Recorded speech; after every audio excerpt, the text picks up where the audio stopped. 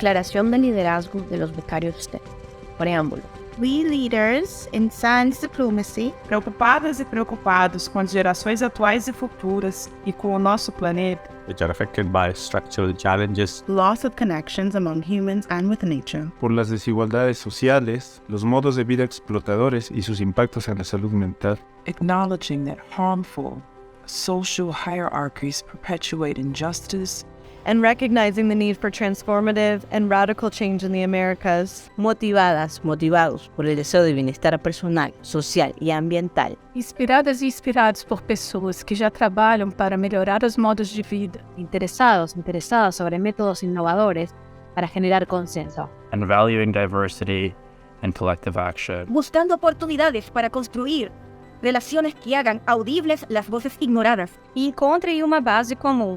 Levem a confiança e equidade. Declaramos que nos esforzamos por ser oyentes empáticos, empáticas, activos, activas, and learners with compassion to promote inclusive and collective discussion and decision-making across cultural and national differences. Nos proponemos trabajar constantemente en nuestro autoconocimiento y en la voluntad de ser Vulnerables, de manera que podamos invocar una mayor confianza y esperanza compartidas a través de las comunidades y de las fronteras. Comprometemos-nos com mudanças transformadoras relevantes para além de incrementais. By creating and utilizing innovative methods that are flexible to evolving realities, Fomentamos el reconocimiento de la diversidad de los conocimientos y las sinergias que existen, Minimizando monopólios de barreiras do conhecimento Y el avance hacia la inclusión colectiva. aplicamos enfoques transdisciplinarios que fomentan la colaboración, creando capacidades y soluciones efectivas. transcending limitations of acting and thinking as individual people and nations. We build trust